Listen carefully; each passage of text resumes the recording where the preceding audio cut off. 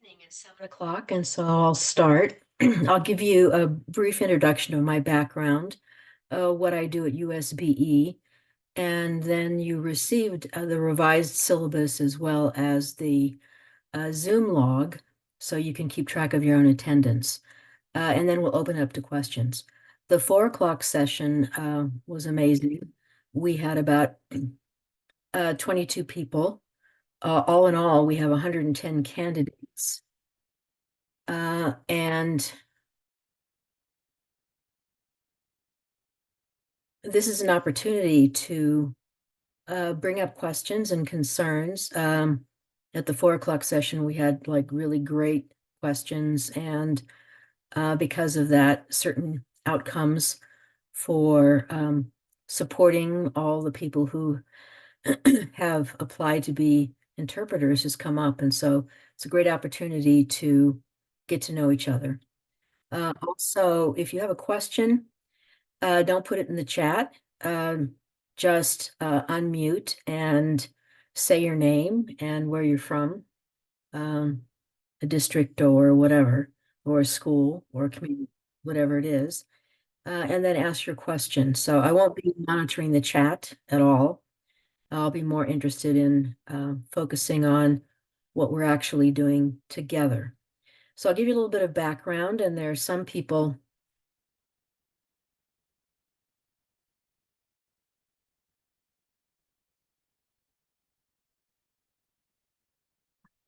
my computer just started asking me what language I was speaking, which I think is interesting. Uh, apparently, uh, apparently it was coming out in Spanish. So maybe another time. So my background is I've been at USB E for quite a while.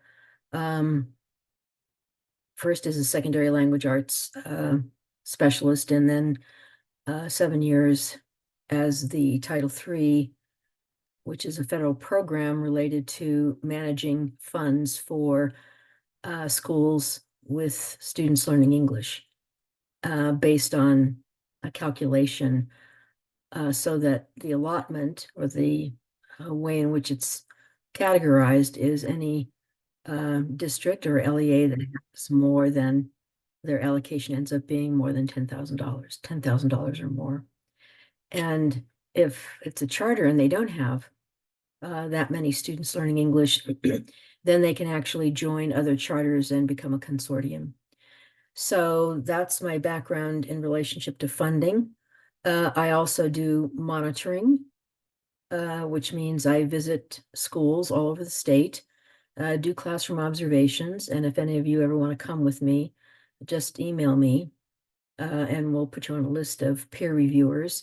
We use observation tools that help teachers better understand how to support students learning English while having access to grade level content. I worked in Salt Lake District as the Director of Professional Development, and then have been a teacher for a very, very long time. Started in 4th grade, taught all the elementary grades, middle school grades, and high school grades, and also universities at the University of Utah and universities in California. So that's my background. And the reason I'm telling you my background, and I still, for Utah International Charter Schools, I teach a humanities course that's kind of designed on inquiry. It's the Stanford model. So the reason I'm telling you my background is that I've been committed to public education for most of my life, most of my adult life. And my commitment to the children of Utah is this is who I work for. I'm not a USBE employee who works for the board, even though legally that is kind of the definition of working at USBE. But I always think that I work for the children of Utah. And I'm very excited that you're joining me in this great opportunity to do a couple of things that are very, very important. So one is about parent engagement, and the first one is the legislation that was passed in 2022 that is now state law and is very clear. It's in the syllabus, and the point is, and Dan Johnson, who's a very good supporter, a wonderful supporter of public education, and Senator Thurman wrote this bill so that every district and charter would have a language access policy to ensure families would be able to access all the opportunities that native English speaking families do to support their children having the best quality education. So this is the primary goal of this course, Level 1 Interpreter course, in educational settings, not medical settings, not legal settings. The Level 1 course is really focused on educational settings, and we'll talk a little bit more about that. So the legislation, we're actually implementing this. It was an unfunded mandate, which ends up being interesting for so many reasons. But we do have development funds for people who are interested, and most of you are, in the advanced certificate. Oh, and we're meeting with an outside company who has a great history to provide that for anyone who wants to go on, which would be a great advantage. The Canvas course won't open until February 14th, which is next Wednesday. And I picked that in particular because, everybody loves February 14th. What happened at the 4 o'clock session, which was really wonderful, people talked about the special ed language related to doing interpretation services for IEPs. And so in between the 4 o'clock meeting and this meeting, I actually found on the USB parent portal the actual glossary with all the definitions in English. And it's very easy to translate them into over 100 languages. On the website, I think it's 4 or 5 languages. So the glossary will be available, and I'm putting together something that will be embedded in the course, so you'll have it with you to better understand, what happens in a special ed IEP meeting, which we can discuss later. The other thing is the course is very open, and the reason the course is designed that way is to support each of you so that you can do it at your own pace. When it opens up, all the modules will be opened up, but your biggest responsibility is to post discussions based on the prompt, which is always asking the question of what the second goal is, which is to help you better understand the ethical principles and the national standards with the objectives for what an excellent interpreter does in interpretation. So really focusing on the national standards. And the question is always something like, which of the standards and objectives, or the one objective that you feel most competent and confident about, and then which standard or objective or multiple objectives do you want to work on and you really want to practice.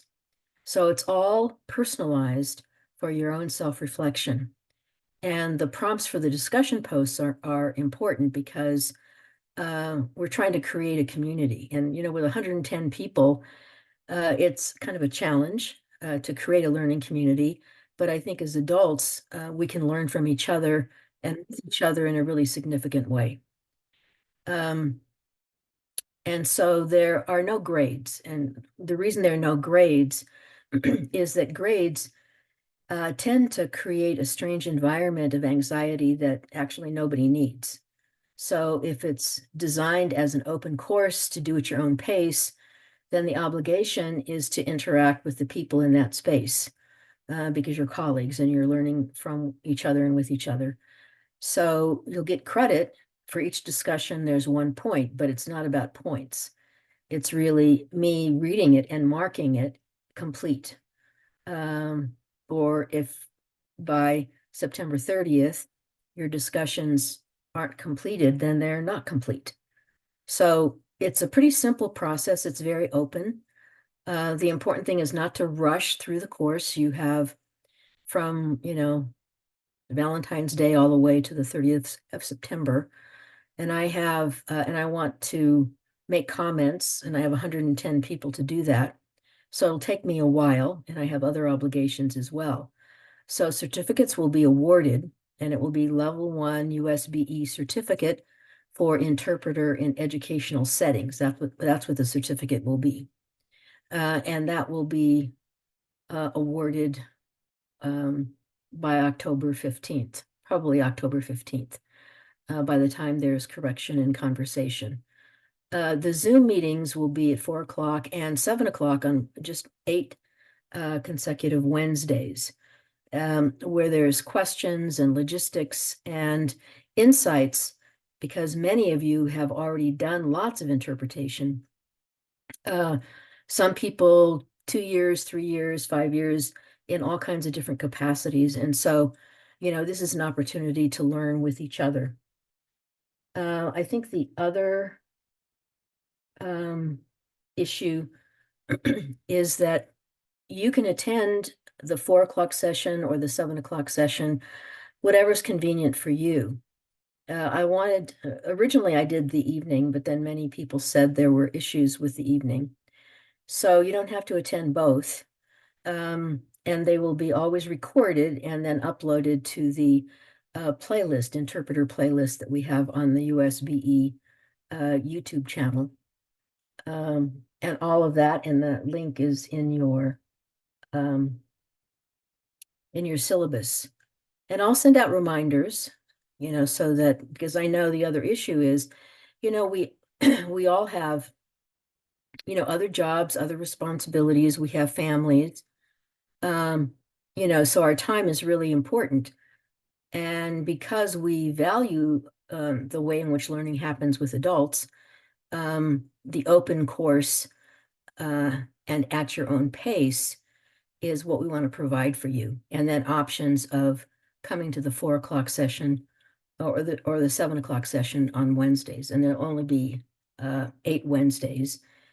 And oftentimes it'll give you something specific to think about when you start on the next module or something from the module. I'm going to stop there. And remember, if you want to ask a question, a clarifying question, or make a comment or an observation based on your experiences as an interpreter. The other thing that came up was about payment. When the state legislature 2 years ago made it mandatory in a state law for a language access policy for every district and every charter school, it was unfunded, which is, typically, in some ways, we tried to actually talk to Dan Johnson, and he tried to work on some funding, but at the last minute, it didn't come out. So we have some plans for trying to do that. The development money that's used for the second level, the advanced certificate, is from USBE, and it's organized so that you don't have to pay anything at all. And then when people, see what the requirements are for the advanced certificate, then they can apply for that, which will be great, because then, we're hoping that we can move towards some kind of compensation in the legislative session, not this time, but maybe next year, where that state legislation is amended to include funding. The reason funding is important, as you know, interpreter services cannot be used with federal funds. Title III money cannot pay for interpreters. And the reason is all federal funding is supplemental based on the needs of students who are learning English, which is Title III, students who are, either homeless or are living in poverty, have a poverty level, so, or economically disadvantaged. And so those funds are supplemental because the underlying principle is that the state needs to ensure that quality education is provided for all students. And in those cases where there's extra support that can be provided, then federal funding is supplemental. So all interpretation services have to be based on state funding. And that's why this piece is so important in trying to provide opportunities to grow our own interpreters throughout the state. In the last session, we had participants from Garfield County, Iron County, so, all over the state, which is just a wonderful opportunity. I think this is generally rare. And the legislation is a benefit to help us really put children and their families at the center. So that's kind of my introduction. And if you have questions, I'm not going to look at the chat, but I just want you to unmute, say your name, and then ask any question you want, and I'll just wait.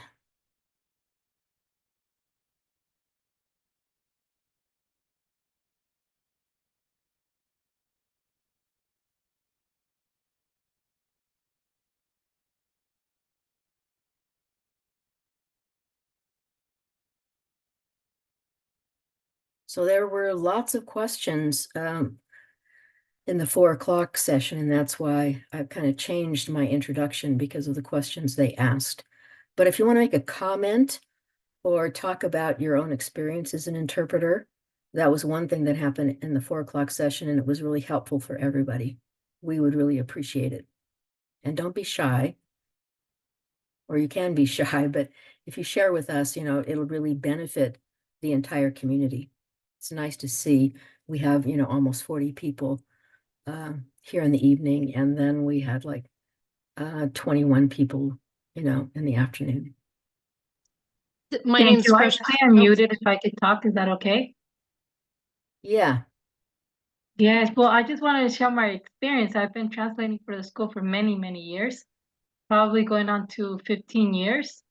I worked at the school throughout the years that my kids were in school, and I was mainly doing ESL. And then I was translating for teacher conference, for lots of interpretations for the parents. And then I decided to go to school to become a teacher. And so this is my second year of teaching. And then I saw this opportunity and I really wanted to do this. That's great. That's really important. You've made a really interesting transition, which is a great opportunity for the children that you work with. One thing that actually came up at 4 o'clock, which I'll insert, is an interpreter said that sometimes when she's interpreting for an administrator, the way in which they respond to the parent is not exactly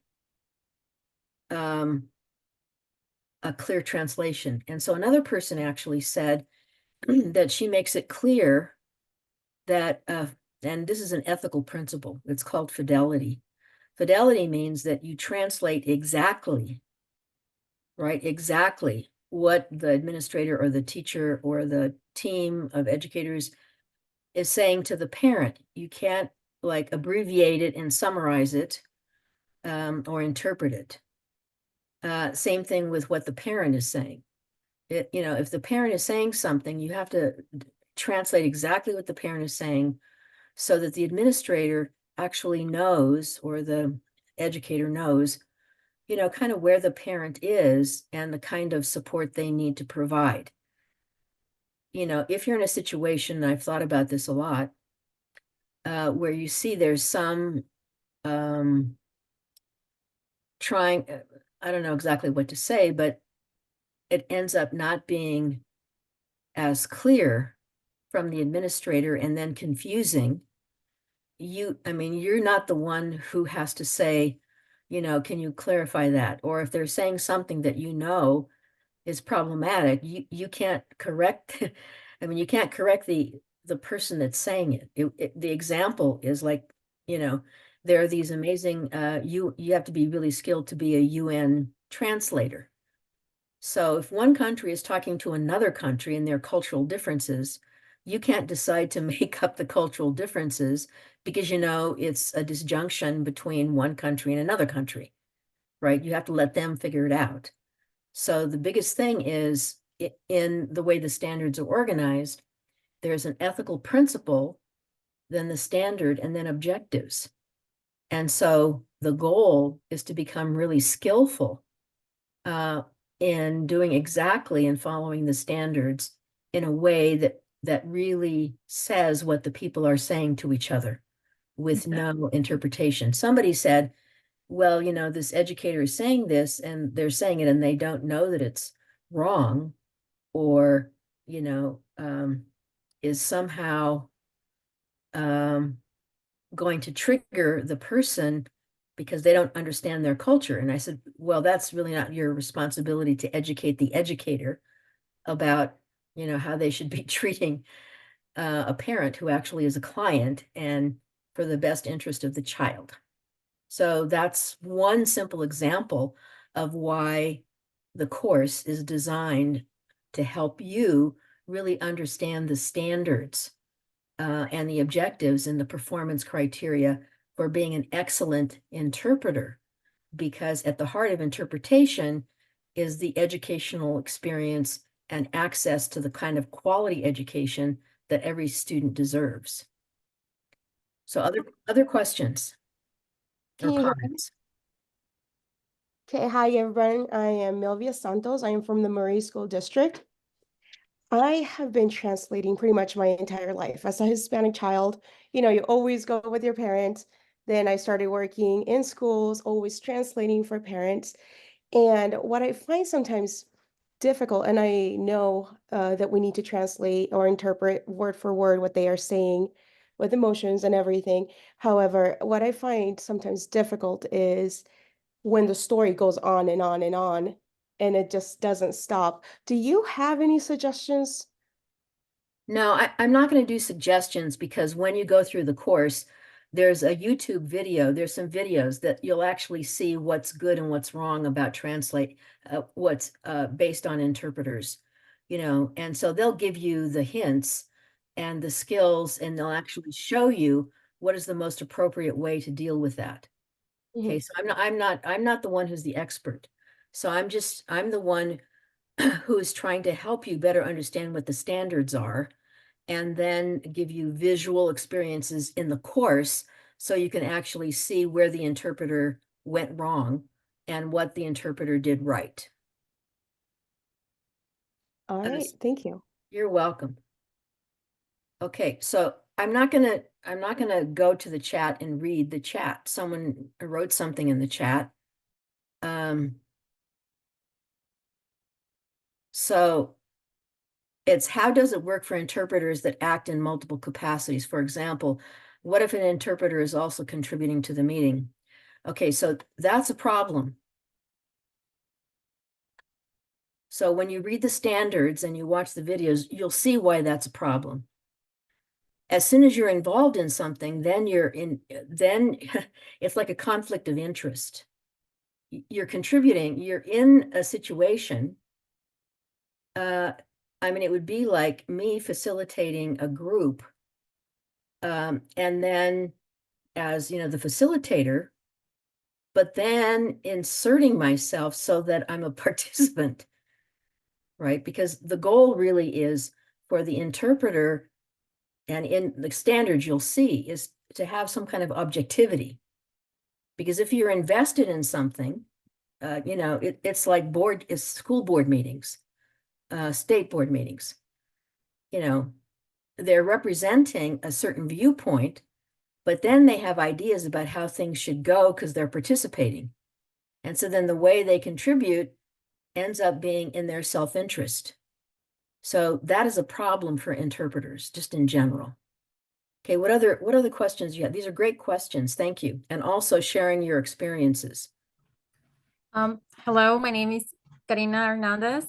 I work for the Cache County School District. I'm the district parent liaison, migrant recruiter, and I do ELL assistance in all our schools.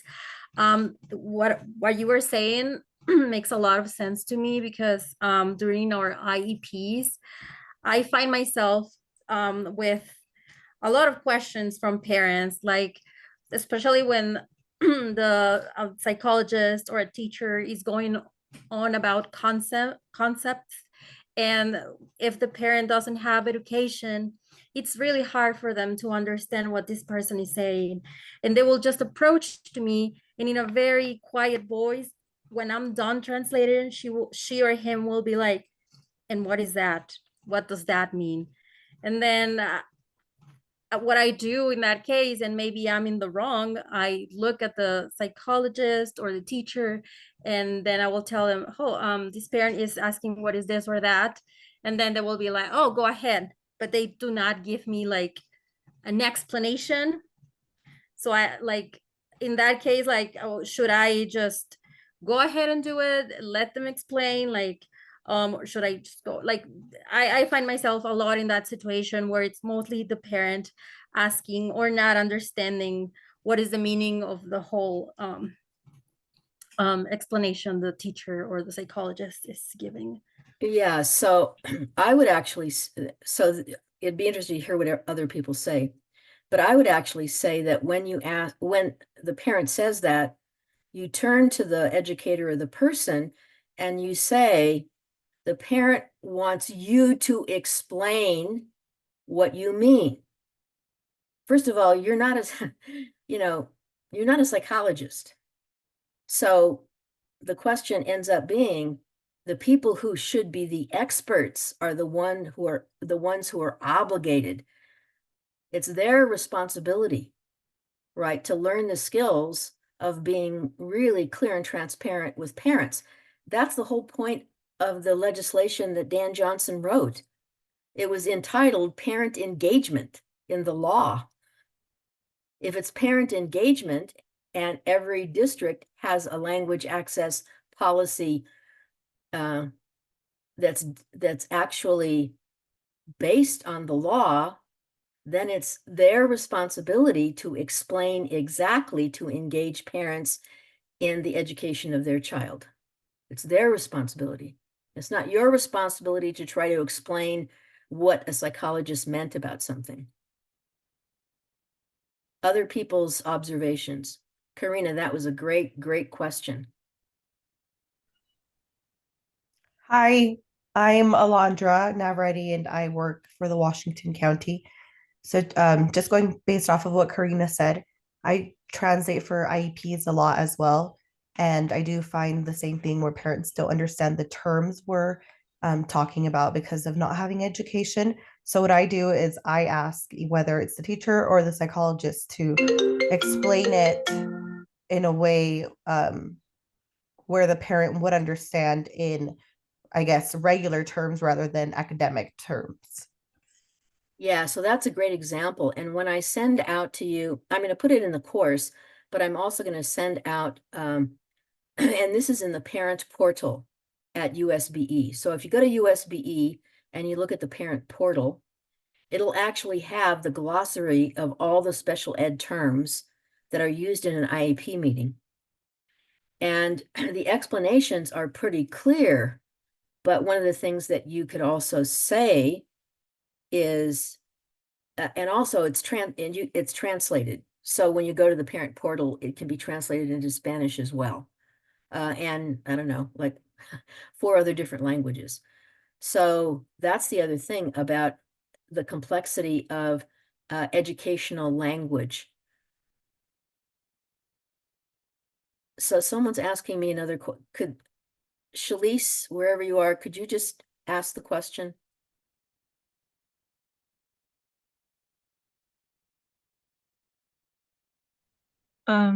It's just a comment.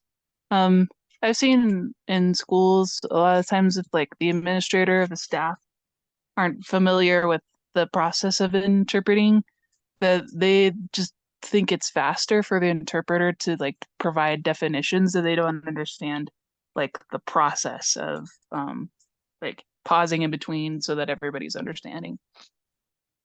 Yeah, I think this is true. Somebody in the 4 o'clock session actually said that they went to the person who was calling the meeting. I think it was an administrator, whatever. And she was like very clear about how she was going to interpret. See, but the reason she's clear is that she actually knows that interpreting is not about, you know, summarizing. It's not about, it's actually the responsibility of the one who's being interpreted to make clear what they're saying. And the interpreter is the one who objectively interprets what the person is saying. And I totally agree with you.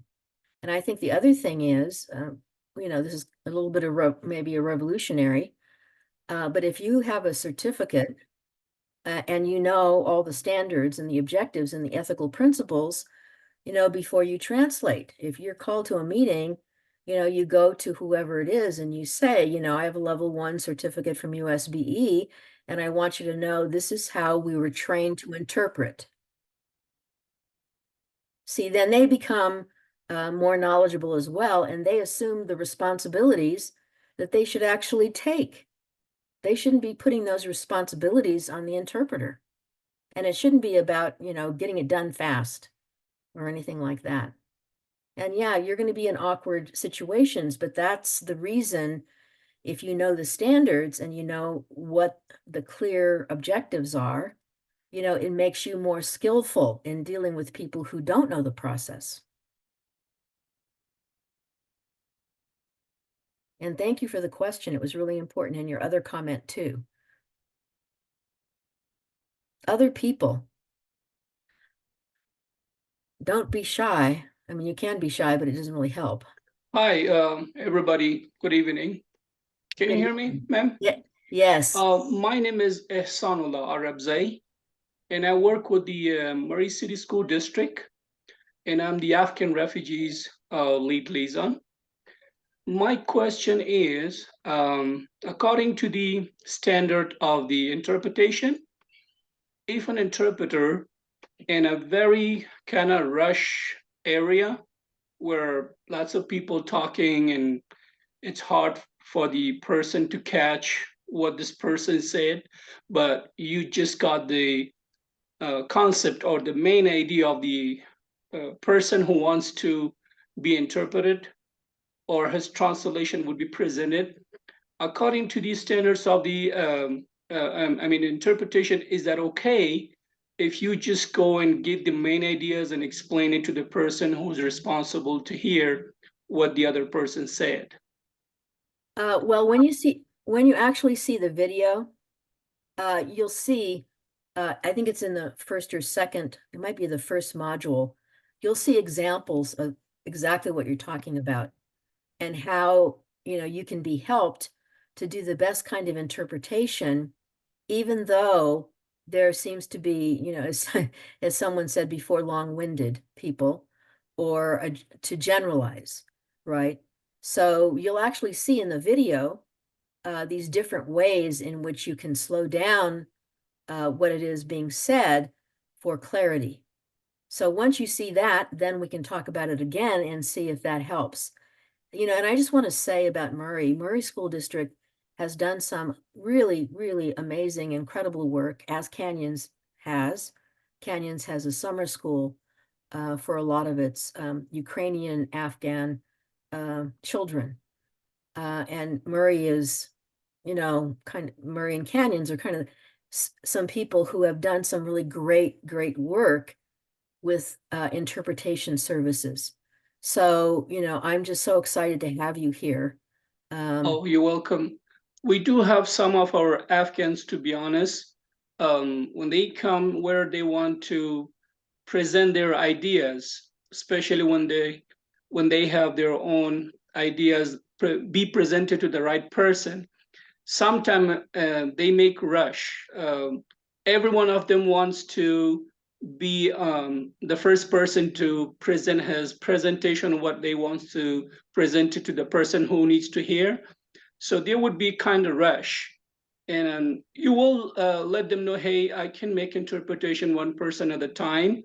But I wouldn't be able to hear all of you at the same time where I'm making an interpretation for this buddy. Let me give a chance to hear everyone individually and make an interpretation. What you want and what you want to be submitted, the right one for you. But again, they would say to you, yes, but they would start a rush on you because they say, well, I have no time, or it's getting late on me, or I have an appointment, and kind of things like that. That's why I was like, is that okay? According to the interpretation standards, if we get the main idea of the person and then translate it into English. Yeah, I mean, I get what you're saying. And you know, that happens a lot, but I think if you actually watch the video, they'll give you some examples of how you slow things down or how you can actually take notes in Okay. relationship to, because you have a broad concept, but then underneath those concepts, you know, there are specific, you know, really clear points that have to be made. And so there are ways that you can do that. But if you look at the videos and after maybe not next week, but the week after that, we can talk about, you know, what you did if you had a chance to see the video in the first module. So I really appreciate, you know, your experience in talking about. Well, my experience comes from Afghanistan, where I was the U.S. Army interpreter or translator for almost 10 years. And we had the interpretation, I'm doing it here at the Murray City School District at the schools where it's needed in different categories. I can't tell all of them, but we are getting assigned for different interpretation. The one I was doing in Afghanistan, here, there's a huge difference because I was a combat interpreter. I was running to the fighting zone, and there, all you need to do, you would be very brave person to catch the main point of the other side of the army and transfer it to the U.S. Army, because you see a bad situation is going on and fighting is going on, or you can anytime get a bullet right head in your head and you can get down, but you have to run and catch the main point or the main idea and explain it to the person it needs to be here to them. And here it's totally different. Yeah, it is, but that experience, you don't you also speak Pashto and Urdu? I speak Pashto, Farsi, Dari, Persian, and Urdu. Yes, I thought so. I already know you from kind of people talking about what a wonderful interpreter you are. So, you know, we're so honored to have you with us, and because My pleasure. you work with the U.S. Army, you know, we're very thankful for your service. We really appreciate that. Thank you so Want you much. to know that. Appreciate it. You're welcome. Thanks. My pleasure. Okay, other people.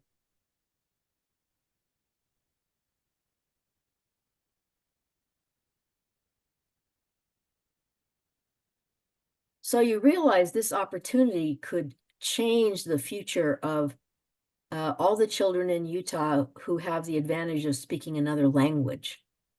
I mean, that's why we do this, right? This is like this amazing opportunity that many other states don't have. You know, it just kind of ended up happening because of, which is usually kind of, I mean, in some kind of way, it's kind of strange because it was, you know, state legislators decided that parents who didn't speak English, they have a right to be involved with their children and the future of their children. And so it's, you know, it's very exciting when you think about it. And in some ways, pretty revolutionary in the country.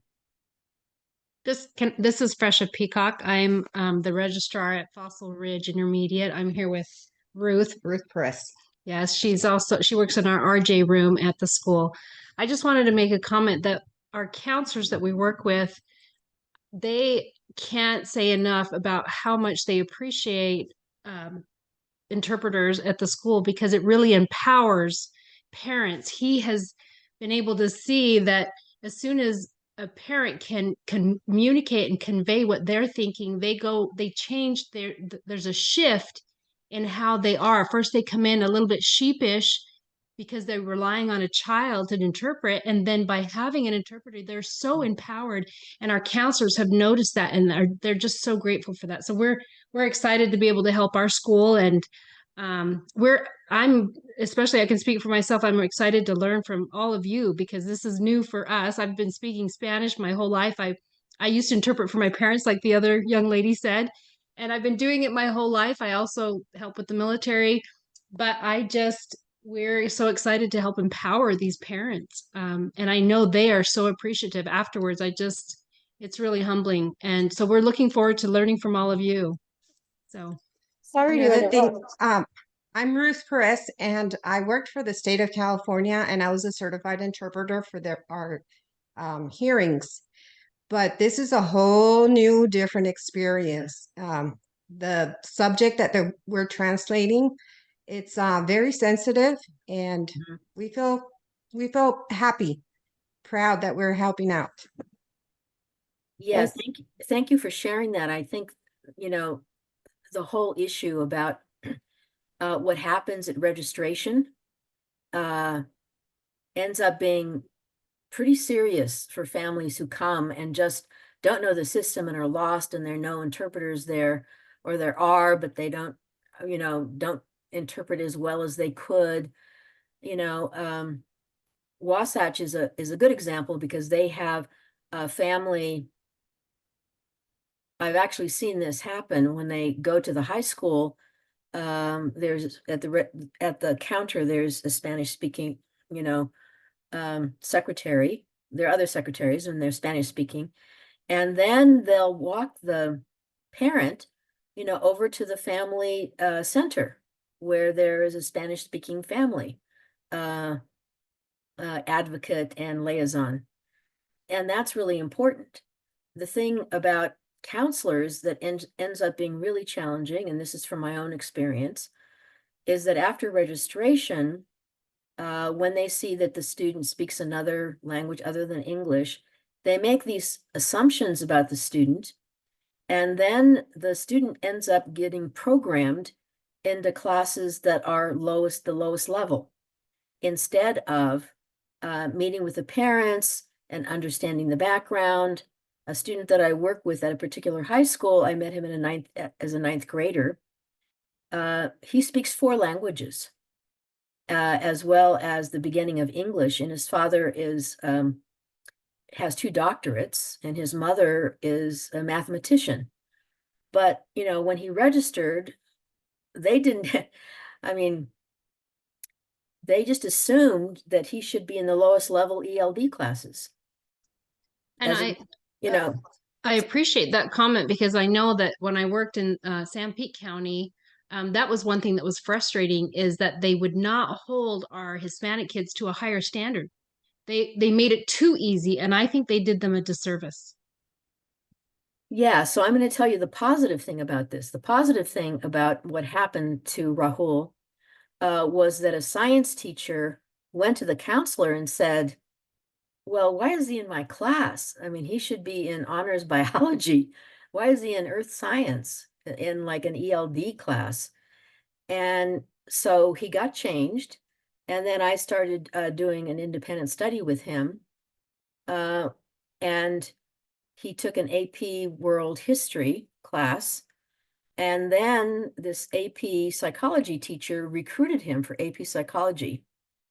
But the counselor wouldn't program him into it because he had a WIDA score. And luckily, the student had shown me his WIDA scores, and they were like all 6s. And he had it on his phone. And so he said to the teacher, look, he said, I have all 6s on my WIDA scores. My composite is 6. Why can't I have AP Psychology? So he's taking now AP Physics and all these other classes, and he just got accepted into the University of Utah's Honors College. So this is an example of advocacy in the way engaging parents and the student in the assets that they have of being a student who is multilingual. Instead of thinking it's a deficit. And basically, when you look at the research, most of the students who are Hispanic and English learners and are actually in dual language immersion programs, they attain English faster. Why? Because they're literate in their first language. And they're becoming literate because they're in dual immersion courses, which is a language services program. So it seems like every single student who's an English learner in the entire state of Utah should be in dual language immersion in Spanish. And we wouldn't have all of our schools in targeted school improvement for the EL student group because they're not achieving. Right? So there are so many things that we can do through interpretation, working with counselors, working at registration, working with registrars, working with front office people. I mean, this is such an important thing for even the economic future of Utah. I mean, wouldn't you want, someone who speaks, more than one language as an employee? It just makes more sense. So I know I'm preaching to the choir and we have about 15 minutes left. Who else would like to? I just wanted to share going back to how comfortable parents or people feel in their own language. I also speak Portuguese on top of Spanish. And just this last week, I had an experience with a new family at my school. They looked very nervous. They were very tense, waiting for someone. I get in there and I greet them in their own language. Their face, their body posture, everything just changed. They went from being nervous and uncomfortable to a sigh of relief. It was so visible, and I am honored and I am very lucky, and thank you for this opportunity. I'm looking forward to learning more about translating and interpreting. Yeah, I think that's the whole issue. I mean, if you think about the system of education, I'm not just talking about Utah, but in general in the United States, it's really complicated. I mean, when you go to register and then, they end up giving you a list of like fees that, most of our kids should have fee waivers. And so when we brought this up 7 years ago with the Assistant Attorney General, legislation changed. And because it was a permanent injunction against the entire state of Utah for 25 years for unduly charging students who qualified for fee waivers. So then when you go to register, how does a family and how do students know that? I mean, that's the other question, because it ends up being way more complicated than other systems. Other questions or comments? Yes, Marta.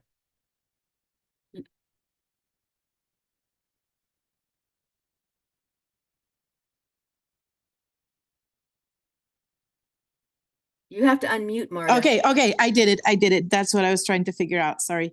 Okay. Oh, now I don't see myself anymore, but can you hear me?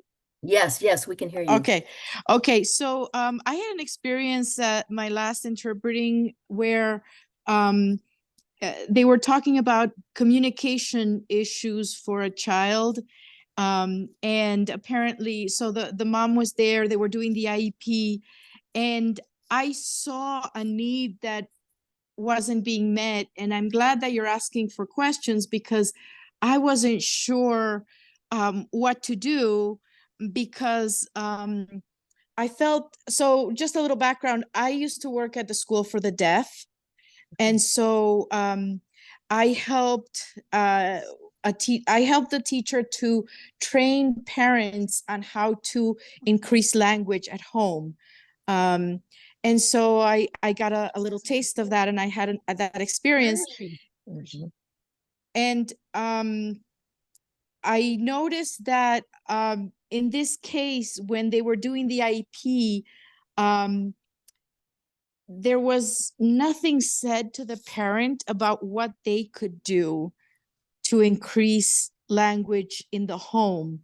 And I really felt that some training would be wonderful for parents who, in this case, the child's deficit was in language and communication.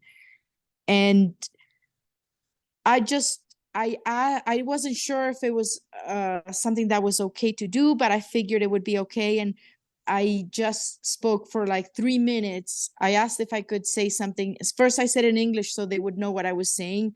And then I said it in Spanish, just a tiny little suggestion to the mom of something she could do in the home to increase language. But I was wondering, I wanted to follow through with that.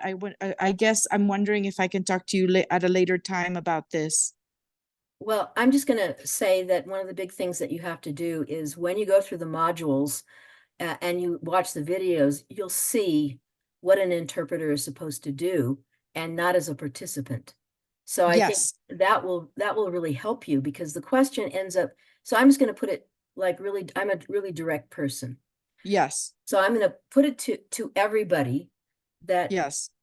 whose responsibility is it to follow the law in relationship to a child's educational opportunity? It's the district. It's Yes. the educator. That's Yes. whose responsibility it is. And Yes. so the question ends up being something like, you know, in the middle of the meeting, never doing anything that in somehow makes you a participant. Oh, And correct. Yeah. No, I did this after the meeting was done. okay, well, then you have to remember, even though if you're doing it after the meeting and you're asking people, it's really the responsibility of the educators. You could say to them, these are some of the things that have worked in relationship to what families can do at home. But Yes. you going to the parent, that's not your role. Oh, no, I know. I understand that I am just a facilitator of communication. And I was not really even going to bring this up, but since I noticed that you were talking about other Yeah. things, since I noticed that the conversation was already open to this, I figured I would ask. Yeah, no, it's perfect to Yeah, ask. Yeah, it's perfect to yeah, ask. It's perfect to ask those questions. The biggest thing yeah, is yes, when you actually go through the modules and you yes, see the videos of, yeah, you know, correct or not correct or whatever, it'll help you yeah, get a clearer idea as well as assessing yourself. No, it's a great question. yeah, But again, I'm just saying, civil rights obligations are based on, and I think I'll send you what those civil rights obligations are for the districts. yes, Because then that'll help you understand their role. I mean, districts and schools cannot get around the fact that civil rights of English learners and their families are violations of civil rights law. They just can't get around it. And so mm, the more that we try to compensate for mm-hmm. what they're not doing, we're not really helping them be accountable. I see, You I see? see, yeah.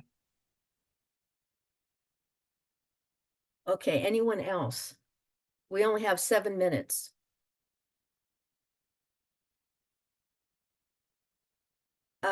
Yes. Ketzel. Hi, I'm Quetzal Morales. I work at Jeremy Ranch at the Park City School District. I'm the person in charge of outreach. So I work at a school where we are DLI, but Yes. we're not like Spanish and English. We're French and English. So I know you made a comment. Sorry, I'm like backtracking a little bit about right. kids that are in DLI programs. They usually learn English faster. Is this applicable to like, because I have a lot of like Spanish speakers in my school, kids that also do DLI for French and English, or is it just like a DLI Spanish school? Well, so I'll just give you I'll just give you the research. The research says that if a student is literate in their L1, that means their home language. If they're literate in their home language, they will actually be able to acquire a second and a third and a fourth language. So if your students who are Spanish speakers, right, have basically are literate in Spanish, they should be able to not only become fluent in English, but fluent in French as well. That's why we, some districts, instead of giving the biliteracy seal, they do a multiliteracy like recognition for their students because they know 2 or 3 languages. Utah International Charter School, the kids at their graduation, the greetings are done in 19 languages. And most of the students can speak 2 or 3 languages. So the goal really is to be literate in your first language, and then you can learn as many languages as possible. Does that help?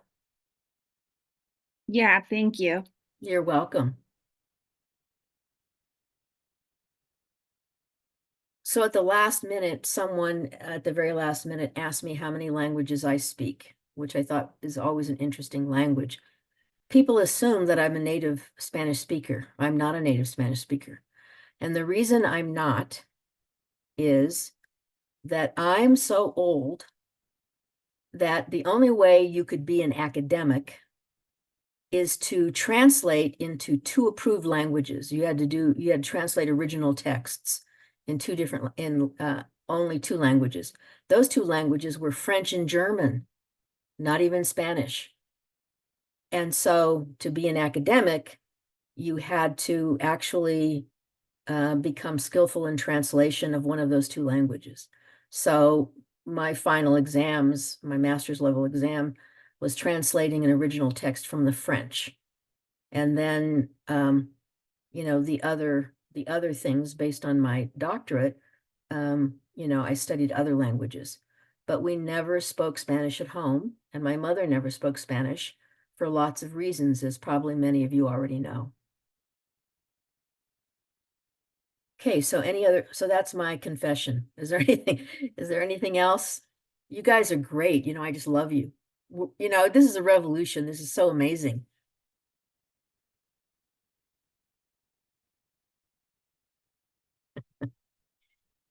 Okay, so I'm going to tell you that tomorrow, tomorrow's Thursday. I have an ALS meeting on Friday. The ALS meetings are a statewide meeting that I hold for over 300 ALS directors who are over all the programs for Title III and also for English learners.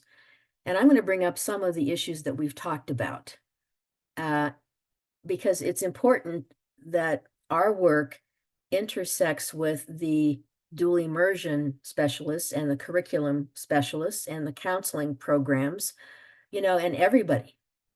Because if you have a state law that when you read the law and you see, you know, the requirement for interpretation services, you'll understand that we all have to be a big community together. That's the point. We have to learn together and create a future for our children because they deserve it, right? So I'm going to send you tomorrow, and I'm going to put it in the course too. I'm going to integrate it, the special ed vocabulary glossary. And I've done it in, I can translate it very easily on my computer to like 20 different languages. But you can do that too. If I give you the English and the website, you can actually translate the entire document. And that'll really help you better understand, you know, why those IEP meetings are so complex. In 1 minute, I want to say IEP meetings are really important because if there's a student learning English and they have a special need or they're neurodiverse, it's a federal obligation that they have both services, right? Language development and whatever their IEP for special need, which is important because sometimes in IEP meetings, they don't have the EL specialist. They only have the literacy person. And so again, the division between these departments doesn't really help the student, right? Because language acquisition is in some ways very, very different from a goal set in literacy, right? So I just want to tell you what a privilege it is. It's an honor to be with you. And I look forward to, and you remember, you can come at 4 o'clock or you can come at 8 o'clock. I'll send out how you can enroll in the Canvas course. Don't rush, enjoy it, and let's learn together. All right? Okay, so I love you all. Thank you.